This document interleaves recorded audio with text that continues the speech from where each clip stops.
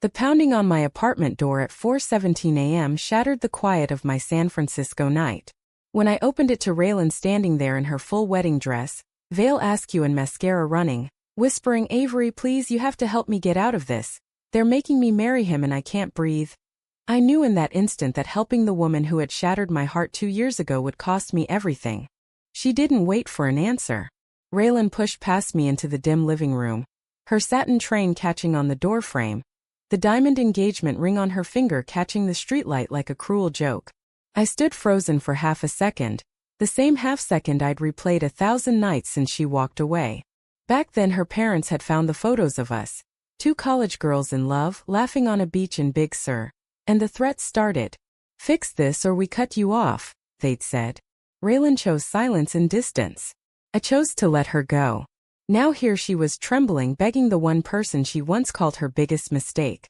"Avery, they have security at the house. They changed the locks after I tried to leave last week." I climbed out the bathroom window. "If they catch me before the ceremony," her voice cracked. I didn't ask why me. I already knew. In a city of 8 million, I was still the only one who'd ever truly seen her. I grabbed my keys and a hoodie. "Cars in the alley. We have maybe 20 minutes before they notice you're gone." We moved fast.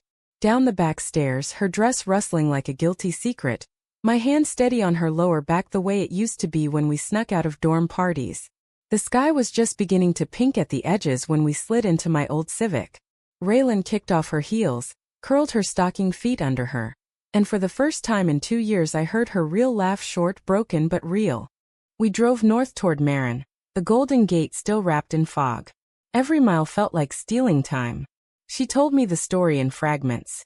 How her father's company was merging with the groom's family empire. How the wedding was the public seal on a business deal. They said if I didn't go through with it, they'd make sure my trust fund disappeared, and I'd never work in tech again. They said people like us don't get happy endings, Avery. They said I was sick. Her fingers twisted the engagement ring until the skin beneath turned white. I kept my eyes on the road, but inside something old and sharp twisted. 2 years ago I'd begged her to fight them. She'd chosen safety instead. Now safety had become a cage, and she was asking me to pick the lock. I should have felt triumphant. Instead I felt terrified, because helping her meant crossing lines I couldn't uncross. Lines with her family, with the law, with my own bruised heart. We pulled into a quiet pull-off above Sausalito just as the sun broke free. Raelyn stepped out, the wedding dress glowing against the dew-wet grass. She looked at me across the hood of the car, eyes raw. "I never stopped loving you. I just stopped believing I was allowed to." The words landed like stones in still water. I wanted to tell her it was too late. That love wasn't enough when the world kept rewriting the rules. Instead I walked around the car and took her hands. For one bright, impossible minute we stood there. 2 women who had once built a whole future in whispered promises, while the city woke up below us. Then my phone buzzed. Unknown number. A text from her mother. "We know she's with you. Bring her back or we'll make sure you regret it." The message was timestamped 3 minutes earlier. Raelyn saw my face change. "They already called the police," she whispered. "They're saying you kidnapped me." I started the engine again. Then we don't stop moving. By noon we were deep in the redwoods north of Guerneville, the kind of place where cell service flickered and secrets could hide for a while. Raelyn had changed into the spare clothes I kept in the trunk, an old Stamford hoodie and leggings that still smelled faintly of the laundry detergent we used to share. The wedding dress lay crumpled in the back seat like evidence. Every time I glanced at it in the rear view, my stomach tightened. We were no longer just exes on a reckless road trip. We were 2 women running from a machine that had already decided who deserved happiness. We found a small cabin rental off a dirt road, paid cash, and locked the door behind us. Raelyn paced the tiny living room while I made coffee on a hot plate. "I keep thinking about the church," she said. 200 people waiting. My father's face when he realizes I'm gone. "God, Avery, he'll blame you. He already does." She stopped, hugged herself. "Maybe I should just go back. Maybe I can still fix it before it gets worse." I set the mugs down harder than I meant to. "Fix it how? By marrying a man you don't love while the rest of your life disappears? That's not fixing, Raelyn. That's surrendering." The words came out sharper than I intended, but the memory of her goodbye text 2 years ago still burned. I can't do this anymore. Please don't contact me. I'd spent months wondering if she'd ever really loved me, or if I'd just been a phase she could delete. She sank onto the couch, head in her hands. You don't understand what they did after they found out about us. They sent me to that retreat in Utah for 3 months. No phones, no contact. When I came back, I was supposed to be cured. And for a while I tried to believe them. I dated the guys they picked. I smiled in the family photos. But every night I dreamed about your laugh, about the way you used to trace circles on my back when I couldn't sleep. Her voice dropped. I left you because I was scared. Now I'm running because I'm terrified I waited too long. Outside, the redwoods swayed like they were listening. I sat beside her, close enough that our knees touched. I'm scared too, but fear doesn't get to decide for us anymore. We stayed like that until the coffee went cold. 2 hearts beating out the same uncertain rhythm. The first call came at dusk. My phone lit up, her father's number. I answered on speaker so Raelyn could hear. Avery, this is Robert Caldwell. You have my daughter. Return her now and we won't press charges. Keep her and you'll find out exactly how much power this family has. His voice was calm, the way powerful men sound when they're used to winning. Raelyn's face went pale. I answered before she could speak. She's not property, Mr. Caldwell. She's a person who gets to choose her own life. He laughed once, short and cold. Choice. She chose this family's future when she was born. You're interfering in something far bigger than a college fling. The police are already involved. Kidnapping carries serious time in California. The line went dead. Raelyn stared at the phone like it might bite her. He's serious. He'll ruin you. Your job, your reputation, everything. She reached for my hand, fingers cold. I should turn myself in. Tell them I forced you to help. No, the word left me before I could think. Because in that moment I realized something terrifying. I wasn't just helping an ex. I was fighting for the version of Raelyn I'd fallen in love with. The one who used to dance barefoot in my kitchen singing off-key. The one who believed we could build a life the world hadn't approved yet. Walking away now would mean admitting that love had never been worth the fight. We spent the night planning. New names, cash withdrawals, a route toward Oregon. But every plan felt paper-thin against the weight of what we'd already set in motion. When Raelyn finally fell asleep on the couch, I sat watching her, the rise and fall of her chest, the faint scar on her collarbone from a childhood accident she once let me kiss. I whispered to the dark. What price are we willing to pay for this second chance? Morning brought rain and reality. We woke to 3 missed calls from an unknown number and a news alert on my phone. Heiress to Caldwell Tech disappears hours before wedding. Police seek person of interest. The article didn't name me yet, but the photo of Raelyn in her wedding dress was everywhere. Below it, a quote from her mother. Our daughter has been manipulated by someone with a dangerous agenda. We only want her safe. The word manipulated sat like acid in my throat. They were painting me as the predator, the older lesbian who'd corrupted their perfect daughter. Raelyn read it over my shoulder, breath catching.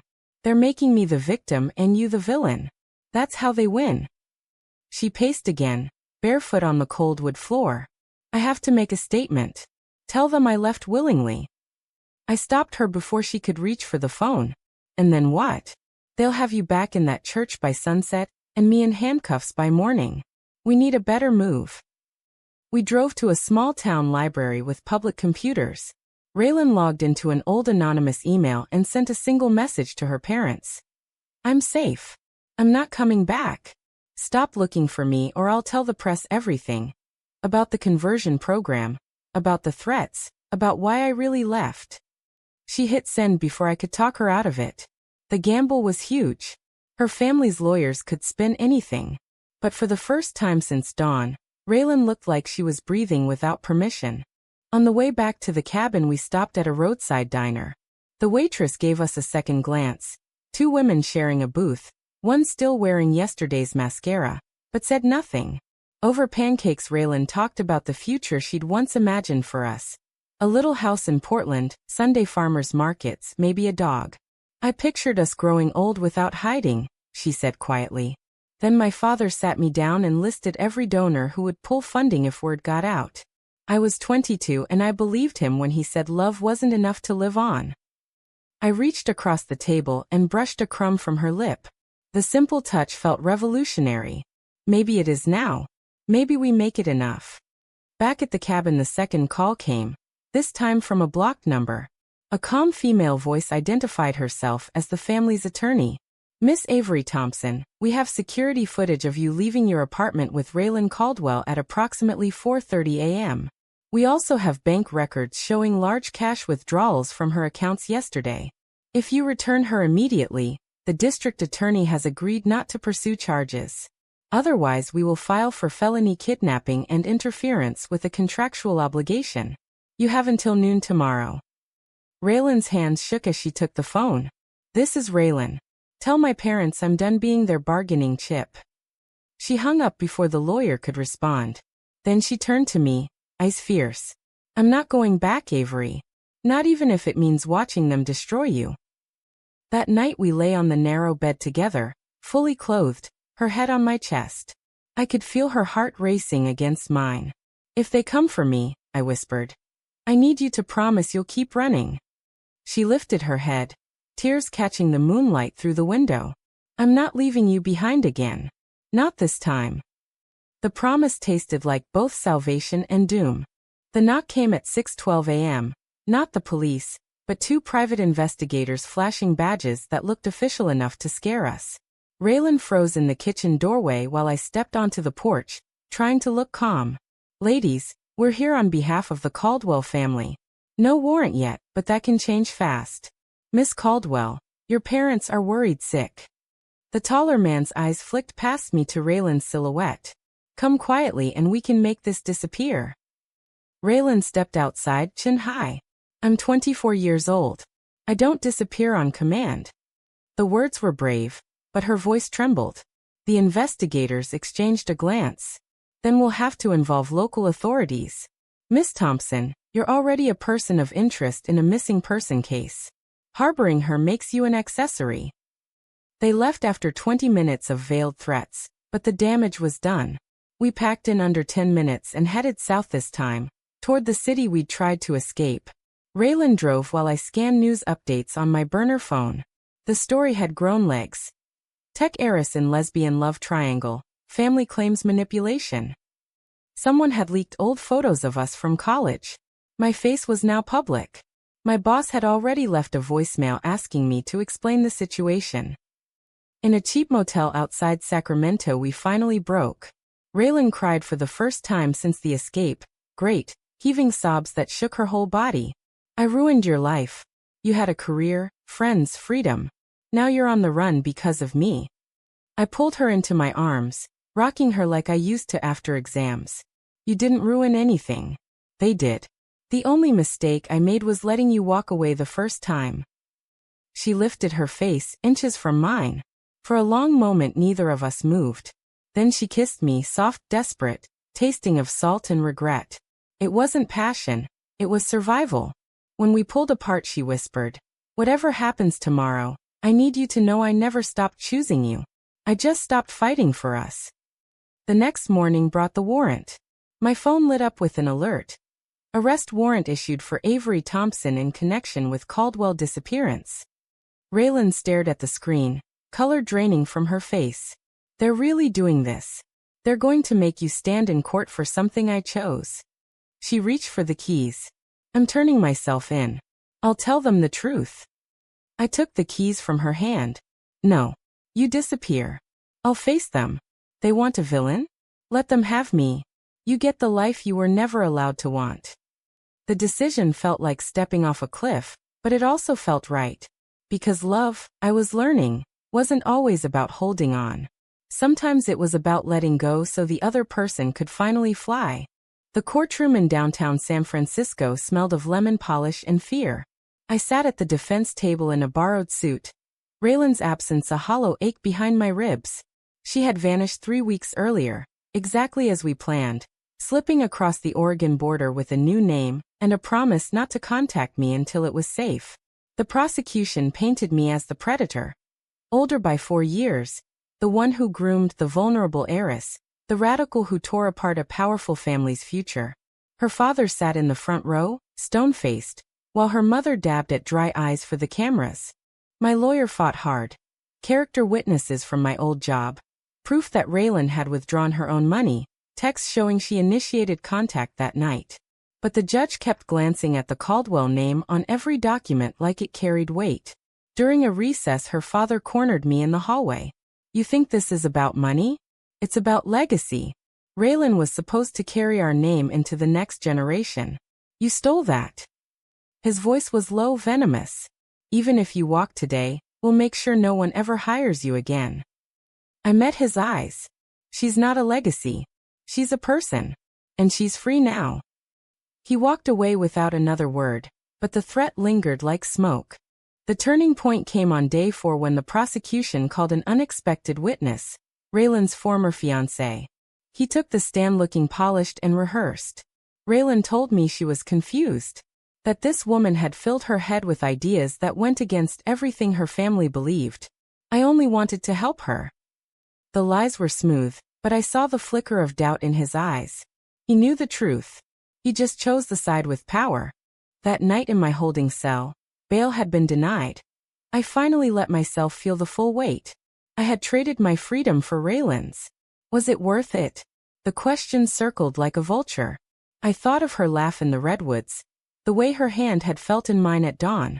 I thought of every time society had told us our love was wrong, temporary, dangerous.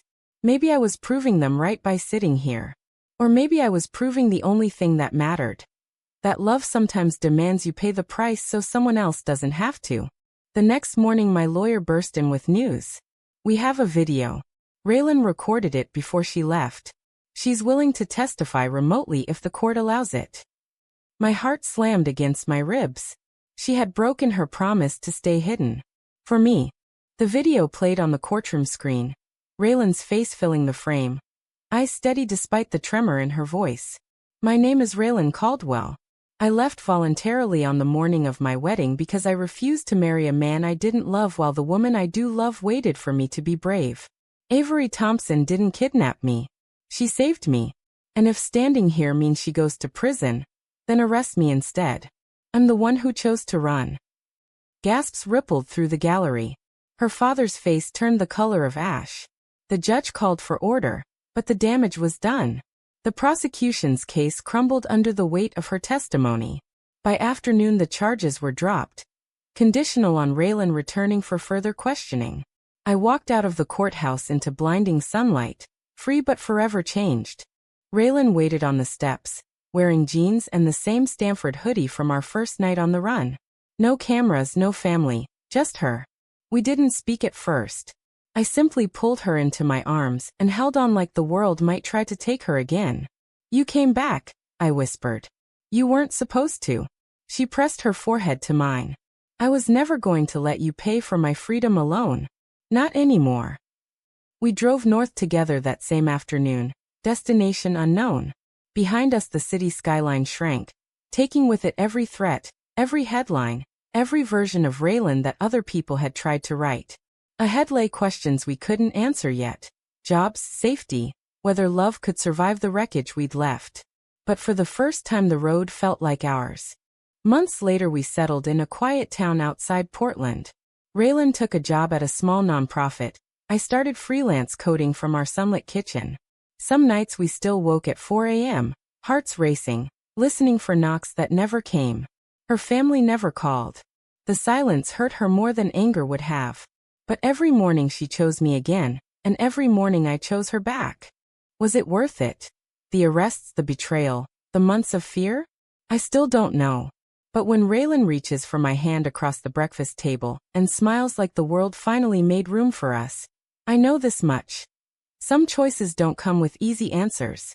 They only come with the people willing to live inside the question. And I would stand in that courtroom 1,000 times if it meant she got to live the life she was always meant to have, with me.